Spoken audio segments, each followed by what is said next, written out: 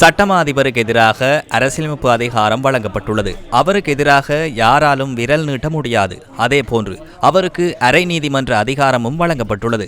நானும் கூறும் கருத்துக்களுடன் நீங்கள் இணங்குவீர்கள் என நான் நினைக்கின்றேன். வழக்கு தொடர்வதா இல்லையா என்பது தொடர்பில் அவரால் தீர்மானிக்க முடியும். அதே போன்று சட்டமா அதிபரின் கடமைகளை இலக்கு வைத்து நேரடியாகவோ மறைமுகமாகவோ பல்வேறு குற்றச்சாட்டுகள் சுமத்தப்படுவதை நீங்கள் ஏற்றுக்கொள்கின்றீர்களா? அது தொடர்பில் அரசாங்கத்தின் நிலைப்பாடு என்ன? அதே போன்று மற்றொரு விடயத்தையும் கூறுகின்றேன். ஏதேனும் பிரச்சனைகள் இருக்குமாயின் அது தொடர்பான சட்ட ரீதியான நடவடிக்கைகளையும் எடுக்க முடியும். அதற்கான அதிகாரம் உங்களுக்கு இருக்கின்றது. නීතිමය ක්‍රියාමාර්ග ක්‍රියාත්මක කිරීමට ඔබතුමන්ලාට අයිතිය තියෙනවා.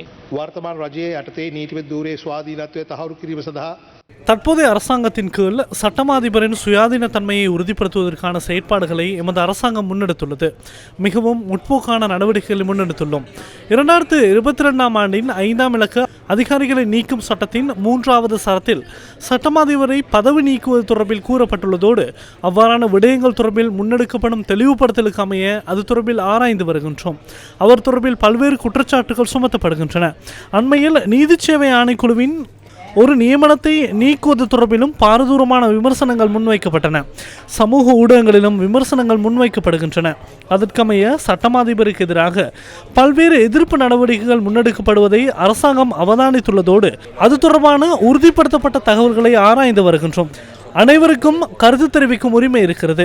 அவ்வாறு முன்வைக்கப்படும் எதிர்ப்பு நடவடிக்கைகள் சட்டமா அதிபருக்கு அழுத்தம் விடுக்கப்படுவதாக அமையுமாயின் அந்த பதவியை பாதுகாப்பதற்கு தேவையான அனைத்து நடவடிக்கைகளையும் நாட்டில் உள்ள சட்டத்துக்கு அமைய அரசாங்கம் எடுக்கும் என்பதை அறிவிக்கின்றேன். நீங்கள் கூறியதை போன்று இதற்கு முன்னர் இருந்த அரசாங்கங்களில் வழக்கு தொடரரின் வீட்டுக்கு எதிராக கல்வீச்சு நடத்தப்பட்டது. வழக்கு தொடரருக்கு எதிராக எதிர்ப்பு பதாகைகள் காட்சிப்படுத்தப்பட்டன.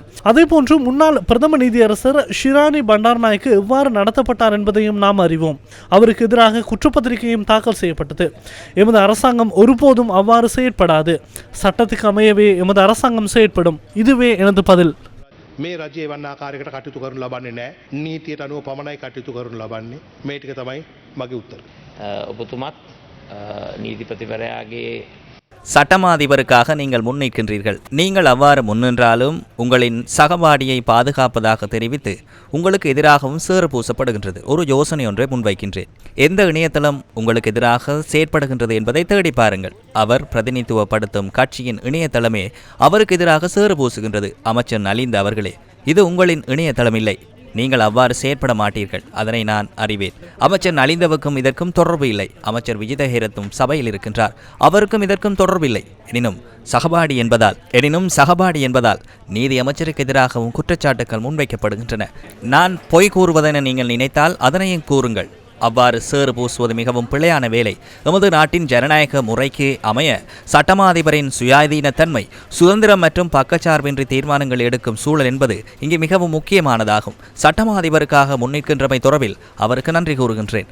சட்டமா அதிபருக்காக இங்குள்ள 225 உறுப்பினர்களுக்கும் முன்னிற்க வேண்டும் என கோரிக்கை விடுக்கின்றேன். අපි මේ 225ම පෙනී සිටිමු කියලා මම මේ අවස්ථාවේ ගරු අධිකරණමතුමා නීතිපති දෙපාර්තමේන්තුවේ නීතිපති කියන ආයතනයේ ස්වාධීනත්වය වෙනුවෙන් சட்டமா அதிபர் மற்றும் சட்டமா அதிபர் திணைக்களத்தின் சுயாதீன தன்மைக்காக நான் தனியாக முன்னிற்கவில்லை. எமது 159 உறுப்பினர்களும் ஜனாதிபதியும் அவருக்காக முன்னிற்கின்றோம். அதுவே முறைமை. அதேபோன்று அர்ஷன நாணயக்கார தனியாக அரசாங்கம் ஒன்றை முன்னெடுக்கவில்லை. சமூக ஊடகங்களில் உறுதிப்படுத்தப்படாத பல தகவல்கள் வெளியிடப்படுகின்றன. அனைத்து தகவல்களுக்கும் பதில் வழங்க வேண்டிய அவசியம் இல்லை. கௌரவ எதிர்க்கட்சி தலைவருக்கு எதிராகவும் விமர்சன ரீதியான கருத்துக்கள் முன்வைக்கப்படுகின்றது அல்லவா? அது தொடர்பில் பொருட்படுத்த தேவையில்லை அல்லவா? உங்களால் அதனை செய்ய முடியாது. சிறுவனிடம் கையெழுத்து விட்டு செல்லுங்கள் என்றெல்லாம் உங்களுக்கு எதிராக விமர்சனங்கள் முன்வைக்கப்படுகின்றன.